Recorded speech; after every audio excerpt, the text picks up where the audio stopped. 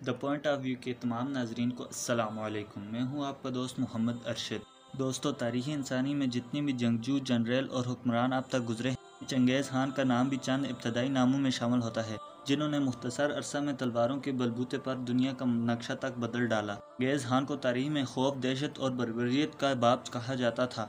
وہ ایک مغول سردار تھا جس نے 13 سال کی عمر میں تلوار اٹھائی اور 40 سال کی عمر میں پہنچ کر وہ چنگیز خان بادشاہوں کا بادشاہ بن گیا تھا۔ چنگیز خان 1162 میں دریائے اونان کے علاقے میں پیدا ہوا۔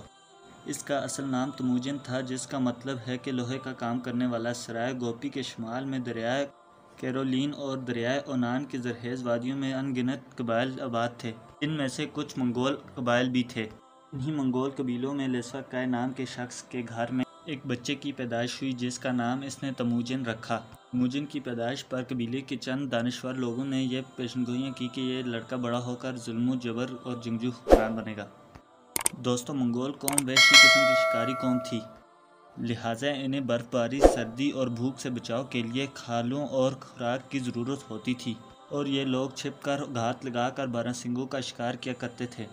یہ لوگ سردی سے بچنے کے لیے جانوروں کے گوشت کے ساتھ ساتھ ان کی آنتیں تک کھا لیتے تھے اور ان کا خون بھی پی لیتے تھے۔ جس وقت تموجن پیدا ہوا تو اس کی قوم سینکڑوں خاندانوں میں تقسیم ہو چکی تھی، یہاں تک کہ ان کا اپنا قبیلہ بھی ان سے ناراض ہو چکا تھا۔ ابھی تموجن چھوٹا ہی تھا کہ اس کے باپ کو اس کے دشمنوں نے زہر دے کے مار دیا۔ یہ وہ لمحہ تھا جس نے تموجن کا بچپن اس سے چھین لیا اور اس کی زندگی کو ایک نیا موڑ دے دیا۔ اس وقت وہ بالکل تنہا ہو کر رہ چکا تھا، لہٰذا اپنی ماں کے زیر سایہ اپنی دوسرے بہن بھائیوں کے ہمراہ پروان چڑھتا رہا۔ اس کی ماں اکثر راتوں کو اس کو اپنے پاس بٹھا کر اس کے آباء و اجداد کی بہادری کے قصے سنایا کرتی تھی، جس کا تموجن پر بہت گہرا اثر ہوا کرتا تھا، لہٰذا اس کی بدولت وہ بچپن ہی سے نہ ڈر اور بہادر بن گیا تھا۔ یوں وقت گزرتا گیا اور آخرکار 1175 کو اسے اپنے قبیلے کا سردار بنا دیا گیا، مگر اس کے اپنے ہی قبائل کے آپس میں جھگڑے شروع ہو گئے۔ اس نے تمام قبائل اور حلقوں کو اپنے زیر اثر کرنے کی بھرپور کوشش کی، کیونکہ اس وقت منگولیا پر کئی قبائل کی حکومت تھی، لہٰذا صورتحال کا جائزہ لینے کے بعد تموجن نے نہایت سمجھداری کا مظاہرہ کرتے ہوئے سب قبائل کے سرداروں کو اکٹھا کیا اور مل کر دیگر علاقوں کو فتح کرنے کا منصوبہ پیش کیا، جسے قبیلوں کے سرداروں نے خوب سراہا اور اس کی دانش مندی کے قائل ہو گئے اور اسے متفقہ طور پر اپنا سردار منتخب کر دیا۔ دریائے اونان کے قریب ہی اسے چنگیز خان کا خطاب دیا گیا۔ چنگیز خان نے اپنی منصوبہ بندی اور ذہانت کے بل بوتے پر منگول سلطنت کو ایک مضبوط ریاست کے طور پر متعارف کروایا۔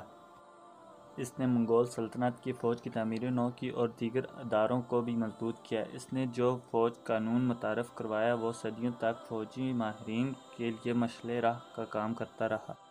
اس نے چین کو 2 مرتبہ فتح کیا اور 1214 اور 1218 میں 2 چینی ریاستیں ہیا اور کن پر قبضہ کر لیا۔ دوستو، چنگیز خان کی حکمت عملی اور جنگی منصوبہ بندی نے چینیوں کی کمر توڑ کر رکھ دی اور وہ بے بس ہو کر رہ گئے۔ اس دوران چنگیز خان کی فوج چین کے علاقوں سے واقف ہو گئی تھی، لہٰذا اس نے ایسے علاقے فتح کرنے کا منصوبہ بنایا جن کے ارد گرد قلعے بنے ہوں۔ اس نے جنگی حربے کے طور پر اس ڈر اور خوف کو استعمال کیا جو اس علاقے میں پھیل چکا تھا۔ اس نے چینی لشکر میں اپنی دہشت پھیلانے کے لیے یہ اعلان کیا کہ مغول سپاہیوں کے ساتھ جنگ کرے گا، اس میں سے کسی کو بھی زندہ نہیں چھوڑا جائے گا، اور جو چنگیز خان کی اطاعت کرے گا اس کو کچھ بھی نہیں کہا جائے گا۔ دوستو، چنگیز خان کی زندگی کا اہم واقعہ 1219 میں پیش آیا۔ اس کے چند سفیر مختلف ممالک میں بھیجے گئے تھے اور وہ قتل ہو گئے۔ چنگیز خان نے اسی واقعے کو عالمی سطح پر اجاگر کیا اور اسی دن وہ دنیا کو فتح کرنے کے غرض سے نکل کھڑا ہوا۔ اسی سال اس نے شمال چین اور افغان سرحد کے کئی علاقے فتح کیے۔ اس کے علاوہ وہ بخارا، شاہپور، سمرقند، ہرات، ترکستان، آذربائیجان، تبریز اور خراساں پر بھی حملہ کر کے انہیں فتح کیا۔ اس کی فوج نے جنوبی روس سے شمالی ہند تک یلغار کی اور وہ 6500 کلومیٹر رقبے کا مالک بن گیا۔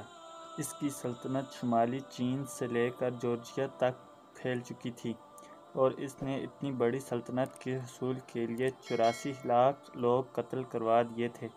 لہٰذا اسے تاریخ کا سفاک ترین حکمران بھی سمجھا جاتا ہے، مگر یہاں سوال یہ پیدا ہوتا ہے کہ آخر یہ سب ممکن کیسے ہوا؟ چنگیز خان نے آدھی دنیا کو فتح کیسے کیا؟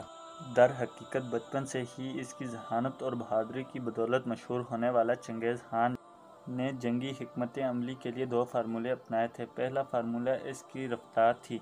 اس نے لشکر کی رفتار کو بہت زیادہ تیز کر دیا تھا۔ وہ ایک ہفتہ میں وہاں پہنچ جاتا جہاں دوسرے لوگوں کو پہنچنے کے لیے 1 مہینہ لگ جاتا تھا۔ اس کے لیے اس نے پیدل دستے ختم کر دیے تھے اور اپنا سارا لشکر گھوڑوں پر منتقل کر دیا تھا۔ اس کے ہر سپاہی کے پاس 3 گھوڑے تھے۔ دوران سفر جب کسی سپاہی کا گھوڑا تھک جاتا تو وہ اس کو ذبح کر دیتا اور اس کا خون دوسرے گھوڑوں کو پلا دیتا اور اس کا گوشت کاٹ کر اپنے پاس رکھ لیتا تھا اور یوں دوسرے گھوڑے پر سوار ہو جاتا۔ لہٰذا چنگیز خان کا لشکر بغیر رکے آگے بڑھتا جاتا تھا۔